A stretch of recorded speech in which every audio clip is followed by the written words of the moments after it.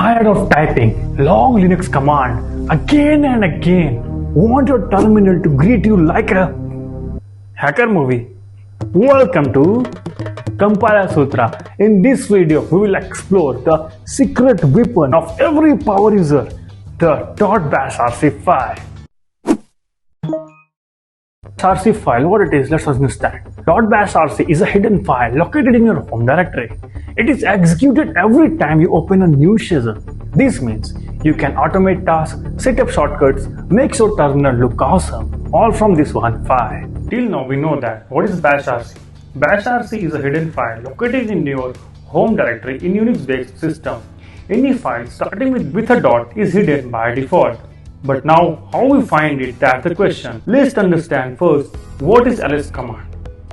The Alias command is used to list file and directory in the current folder. This Alias will list only visible file, not the hidden one. Now the problem here is, we want to check whether Bashrc is present in our current directory, that is in our home directory or not. But since it's hidden, it won't appear with a normal Alias. One more problem with the Alias command is that when there are a lot of file and folder in a directory, it becomes challenging to manually locate the one you are interested in. To make this easier, we can use a simple filtering trick with alias and grep command. We can try the simple command alias grep bashrc. Let's break this command out. First, we are running alias command. This alias command, what it will do, it will list only the visible file in your current folder. This symbol which you are seeing on the screen is called as spy. Think of it like the alias hands over its output to the grep. What will the alias output? Alias output will be the file and folder present in that directory. It will output to the grep through py and ask it to search for something. In our case, we want to locate bashrc, so I am searching here bashrc. Contain the word bashrc or not.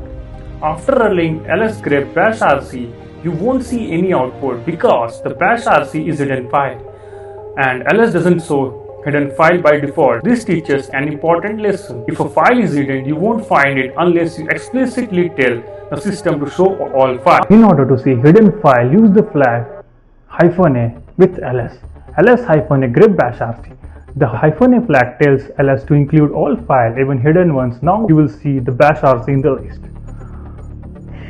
Now the new problem came. When using Ubuntu or other Debian-based Linux system, we often run repetitive command like sudo apt-get update and sudo apt-get upgrade, sudo apt-get install the package. Typing this over and over again and again is time consuming. Wouldn't it be great if you could use shortcut or use some shorter custom command? That's where Linux other feature is, or Bash other feature is, called creating of alias. What is an alias? An alias is a shortcut. It lets you to run a long command using a short, easy to remember name. For example, alias update, sudo apt-get update and sudo apt-get upgrade. Here we have created update command. So whenever we run update, it will do the work of both the command. How to create an alias? We can create alias directly in our terminal. Alias install sudo apt-get install. Installer will be the placeholder of sudo apt-get install. But the problem here is these are temporary. They will disappear once you close the terminal. So what we have to do in order to make them permanent? To make alias permanent, add them to your shell config file.